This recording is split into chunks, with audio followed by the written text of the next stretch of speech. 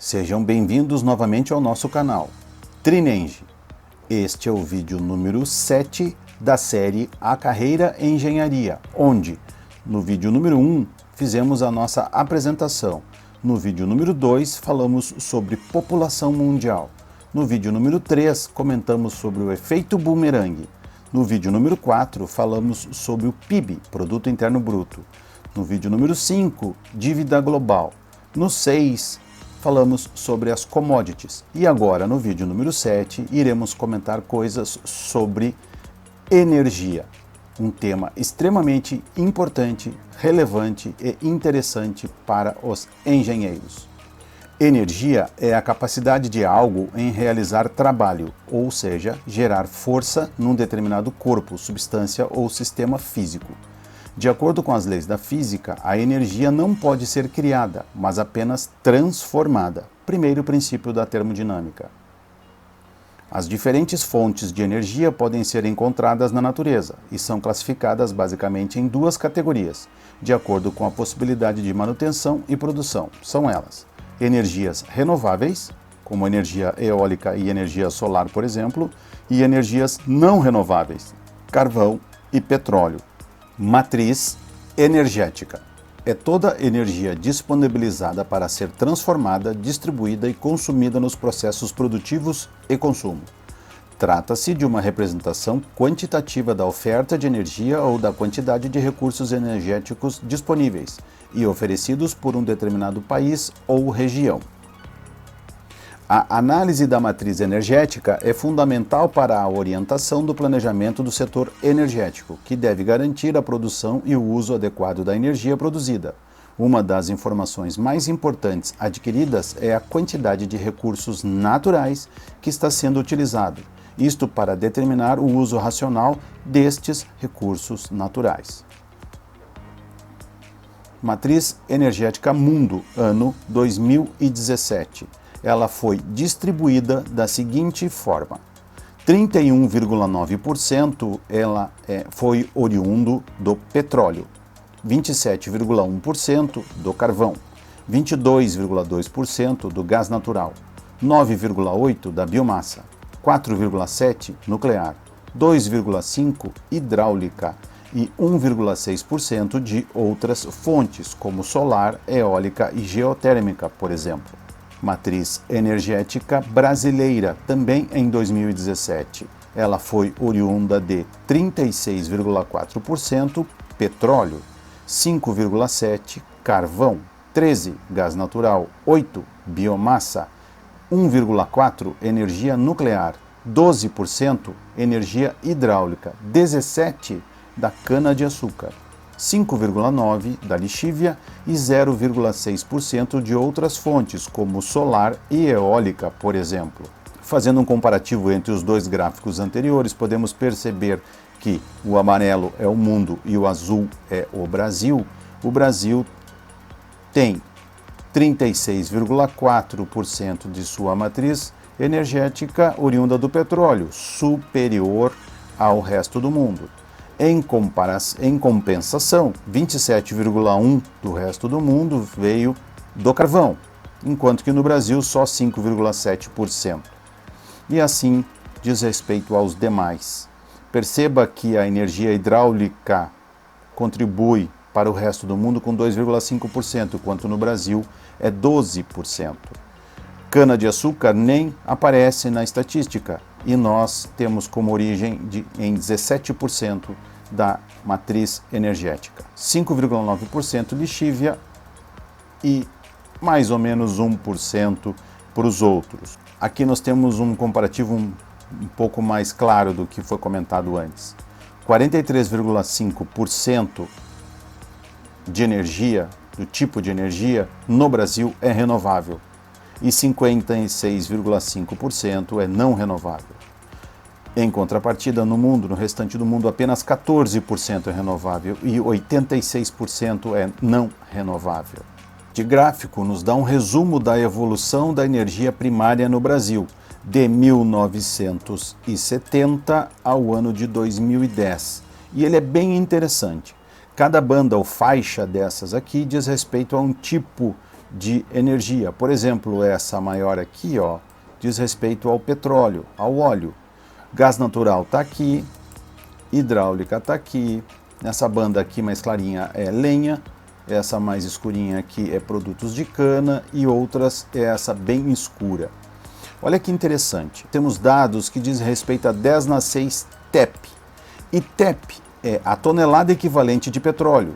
É uma unidade de energia definida como o calor liberado na combustão de uma tonelada de petróleo cru, aproximadamente 42 gigajoules. Eu vou desconsiderar, só para não me atrapalhar, no 10,6 e vou usar só o termo TEP, mas os senhores não esqueçam de fazer a conversão caso precisem dos dados. Na década de 70, a energia primária no Brasil respondia por algo em torno de 50 TEPs.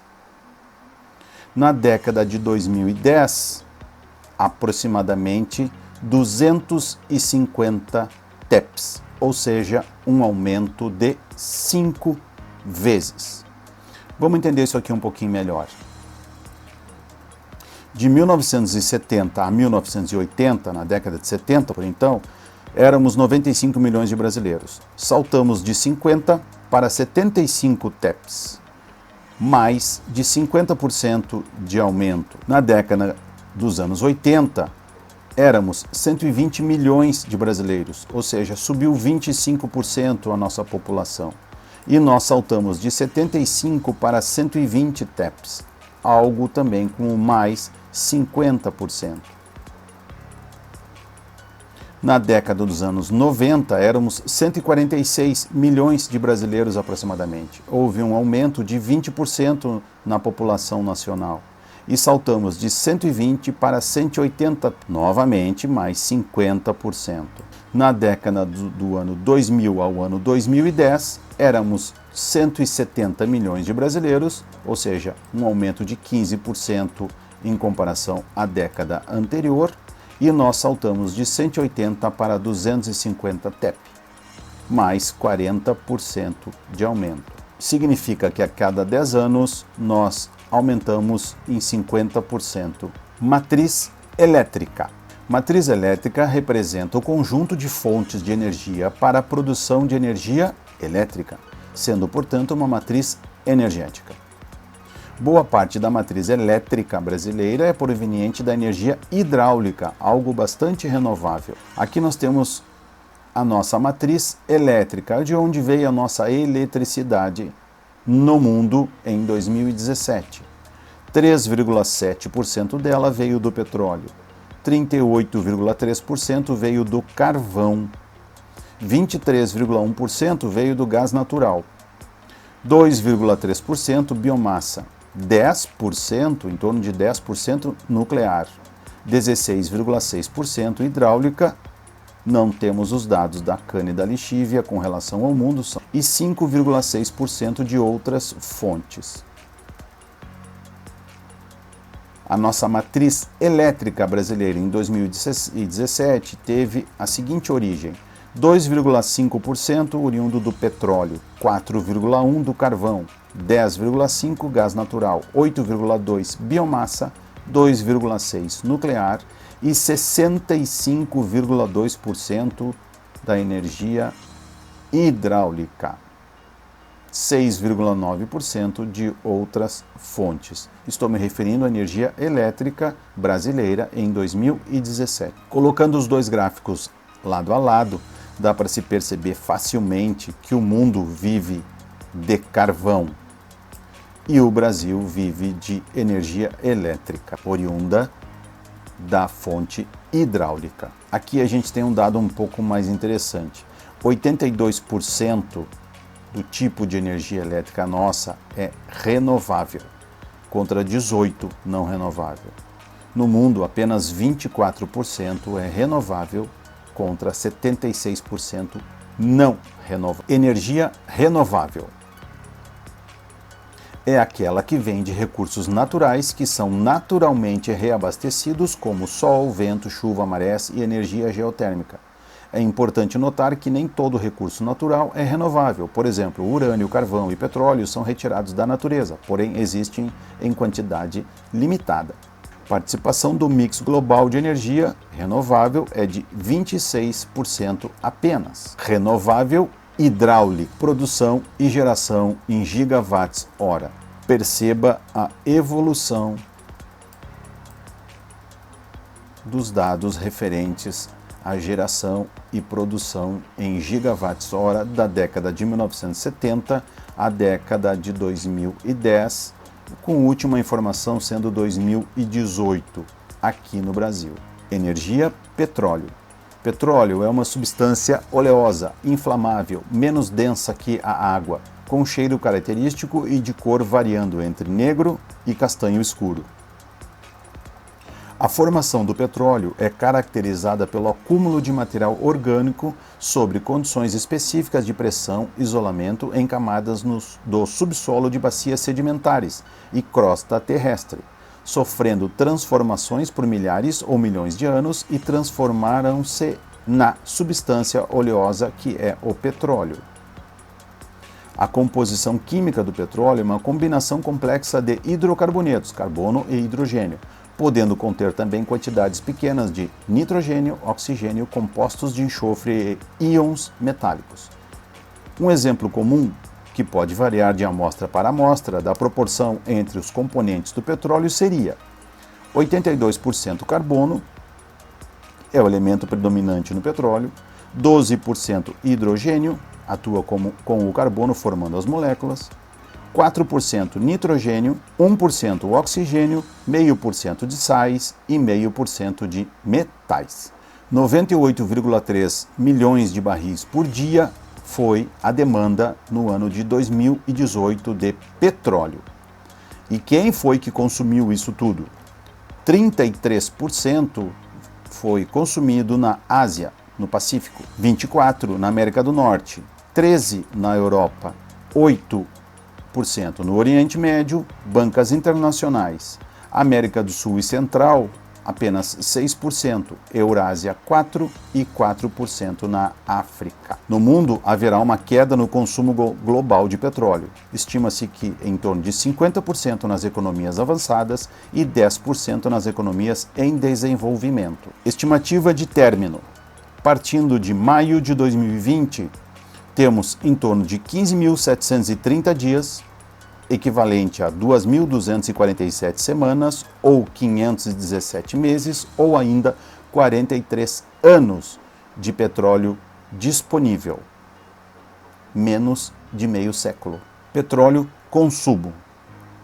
Perceba que aqui no Brasil nós tivemos esta evolução do consumo de petróleo. Bastante expressivo, não? Aqui agora nós iremos colocar um dado bastante interessante. Essa linha vermelha é a importação, ou seja, até a década o ano de 1980, importávamos muito petróleo. E a nossa produção não atendia à nossa demanda. Praticamente não exportávamos nada. No ano de 1985, houve uma inversão. Empatou o que nós importávamos com o que nós produzíamos, mas ainda não exportávamos nada. A partir daí, que é a linha azul, nossa produção aumentou significativamente, chegando em 141.716 10⁻³ metros cúbicos, e a nossa importação despencou, sendo que no ano 2000 nós começamos a exportar petróleo. Aumento do consumo no Brasil em 1970. 2015 teve um consumo 3 vezes maior do que 1970. Ou seja, se adotarmos o número 1 aqui em 1970, em 2015 nós consumimos 3,84 vezes mais petróleo que em 1970. Carvão. Carvão mineral é uma rocha sedimentar combustível de cor preta ou marrom, que ocorre em estratos chamados camadas de carvão. As formas mais duras, como o antracito, podem ser consideradas rochas metamórficas, devido à posterior exposição a temperatura e pressão elevadas. Além disso, é um combustível fóssil, formado por raízes, troncos, folhas e galhos de árvores, que têm aproximadamente 250 milhões de anos, das regiões sedimentares. Hoje o carvão mineral é bastante usado para produzir energia elétrica em usinas termoelétricas e como matéria-prima para fabricar aço nas siderúrgicas. A diferença entre o carvão mineral e o carvão vegetal é que o mineral é um combustível natural, extraído da terra, enquanto que o vegetal é uma substância de cor negra obtida pela carbonização da madeira ou lenha. Consumo mundial de carvão em KTOE, ou seja, 1.000 toneladas equivalentes de carvão. Participação do mix global de energia, ele está em 38,5%. É expressivo o consumo de carvão e ele está aumentando a partir dos anos 2000 em diante, como pode ser visto aqui nesse gráfico. Consumo mundial de carvão. Em 1990, o maior consumidor de carvão no mundo era a indústria, com 60,86%, seguido do transporte, 20,33%. Agora, em 2015, a participação da indústria subiu para 81,11% e a do transporte caiu para 6,71%. Estimativa de término. Partindo de 20 de maio de 2020, 148.844 dias, ou 21.263 semanas, ou ainda 4.894 meses, ou 408 anos. Esta é a nossa reserva de carvão no mundo. Gás natural. Gás natural é uma substância composta por hidrocarbonetos que permanecem em estado gasoso nas condições atmosféricas normais. É essencialmente composto pelos hidrocarbonetos metano, com teores acima de 70%, seguido de etano e, em menores proporções, o propano, usualmente com teores abaixo de 2%. O gás natural pode ser classificado em duas categorias: gás associado, que é aquele que no reservatório geológico se encontra dissolvido no petróleo ou sob forma de uma capa de gás. Neste caso, normalmente privilegia-se a produção inicial do óleo, utilizando-se o gás para manter a pressão do reservatório. E gás não associado é aquele que está livre do óleo e da água no reservatório. Sua concentração é predominantemente na camada rochosa, permitindo a produção basicamente de gás natural. O gás natural produzido no Brasil é predominantemente de origem associada ao petróleo e se destina à geração de energia termoelétrica e os segmentos industriais. Demanda de gás natural em 2018 por região, isso no mundo, 3.937 bilhões de metros cúbicos foram demandados, onde 27% diz respeito à América do Norte, consumiu tudo isso aqui, 27% de tudo foi consumido pela América do Norte. Ásia e Pacífico, 21%, 15% Europa, 15% Eurásia, 14% Oriente Médio, América do Sul, 4% juntamente com a África. Participação do mix global de energia, geração global de eletricidade, está em 23,1%. Estimativa de término. Os especialistas estimam que temos gás natural para 158 anos apenas. Este é o consumo brasileiro de gás natural, vezes 100 mil metros cúbicos. Perceba a tremenda evolução que houve de 1985 a 2015. Um salto enorme no consumo. Energia eólica.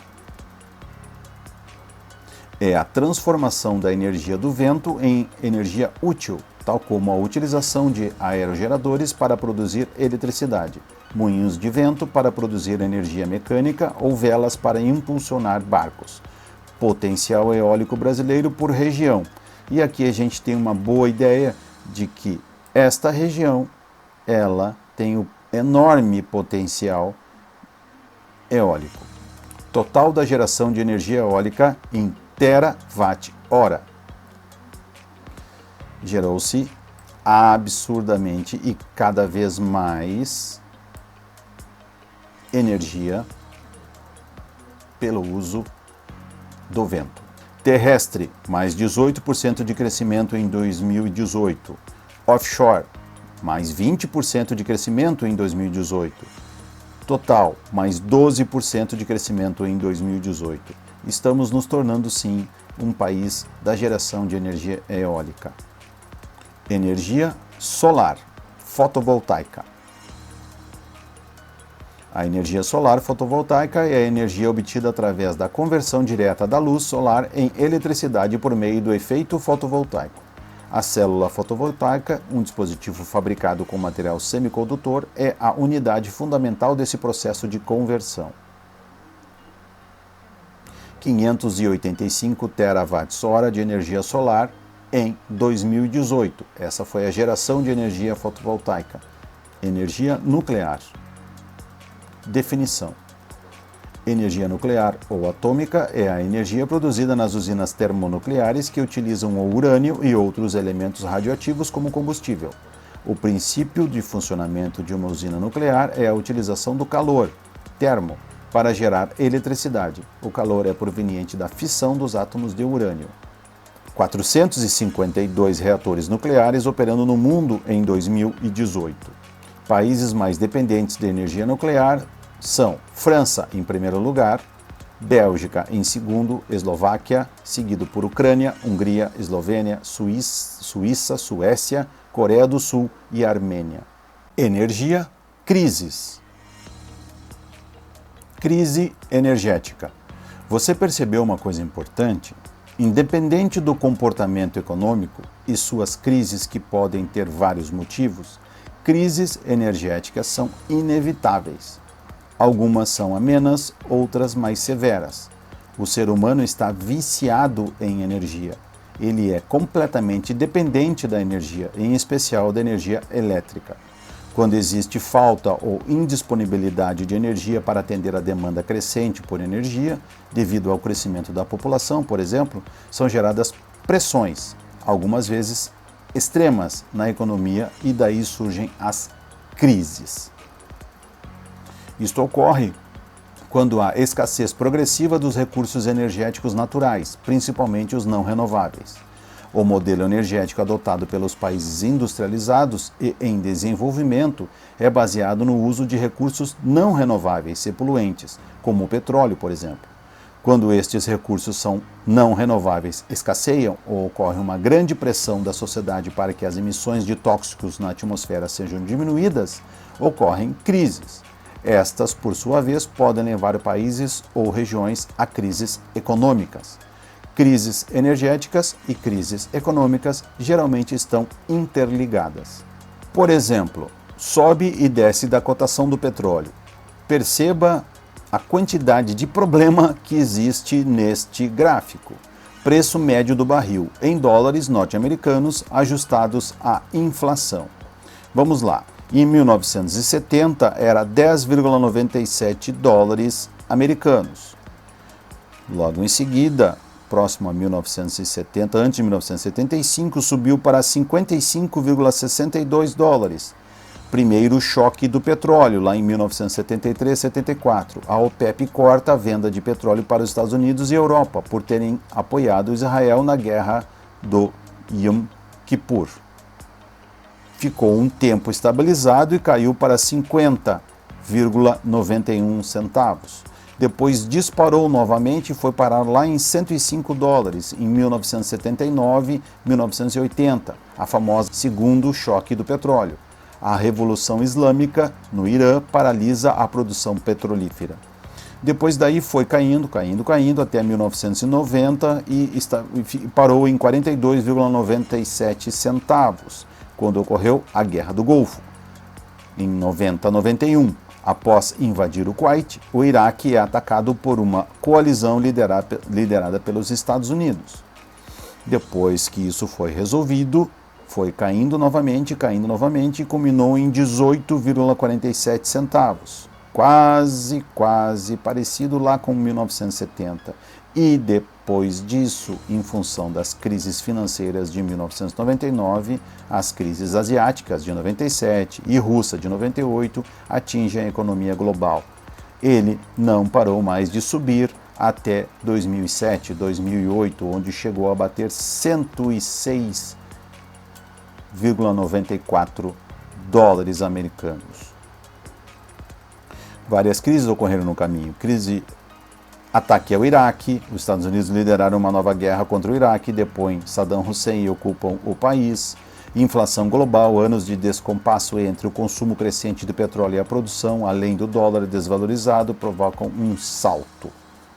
Cai novamente e sobe batendo 117,09 dólares americanos por barril. Em 2015, houve uma queda e parou em 40 dólares. Novo cenário: Estados Unidos e OPEP aumentam sua produção, sobe o petróleo e o preço médio despenca para a faixa dos 40 dólares. Ou seja, é uma situação bastante complexa essa da energia / petróleo. Percebeu a importância do tópico energia? Monitorar o comportamento energético, além de ser importante, é algo muito interessante. Engenheiros necessitam entender o comportamento, disponibilidade e preço da energia. Dependendo da situação e do ramo de atuação do engenheiro, ele pode reduzir custos operacionais industriais de forma considerável, apenas alterando ou diversificando a matriz energética na sua atividade de trabalho, cliente ou fábrica. Por exemplo, quando é possível mudar o sistema de aquecimento de um forno, que é tradicionalmente elétrico, para um sistema de aquecimento a gás natural ou gás de LP e vice-versa, pode ser uma excelente alternativa econômica, pois isto alterará o impacto do custo energético da fábrica e ou do negócio. Engenheiros que trabalham nas atividades que envolvam energia sempre terão boas oportunidades de trabalho, seja no uso ou na redução de gastos com a mesma. Montamos algo fantástico para você, engenheiro. Montamos um curso, e-book, um guia de como ganhar dinheiro com engenharia. Este e-book é voltado para estudantes, graduandos, recém-formados e também para profissionais da área, profissionais já estáveis, profissionais experientes, ou seja, um leque de profissionais, de pessoas que precisam realmente entender como ganhar dinheiro com engenharia. Iremos falar sobre o que engenheiros precisam saber para prosperar. E pessoal, acredite, o sucesso está no detalhe. Curva aprendizado versus curva esquecimento, como as pessoas aprendem e como as pessoas esquecem das coisas que são importantes. Curva vida útil das coisas. Por favor, não se ofenda com o que eu irei dizer e muito menos se surpreenda. Tudo, absolutamente tudo, tem vida útil, inclusive a sua carreira. Você precisa entender quais são os passos adequados para que você possa prolongar a sua carreira. Como irão medir os seus resultados no trabalho? Quanto ganha, quanto recebe um engenheiro? Desmistificaremos a indústria 4.0. O mundo está entrando em uma nova era e nós vamos explicar como engenheiros podem ganhar dinheiro nessa revolução industrial. Oportunidades de trabalho e de negócios também serão comentadas. São mais de 20 oportunidades onde o engenheiro pode ganhar dinheiro com engenharia. Dicas para estudantes e profissionais experientes. Os experientes também. Para adquirir o curso, veja na descrição deste vídeo no canal Trinenge aqui no YouTube.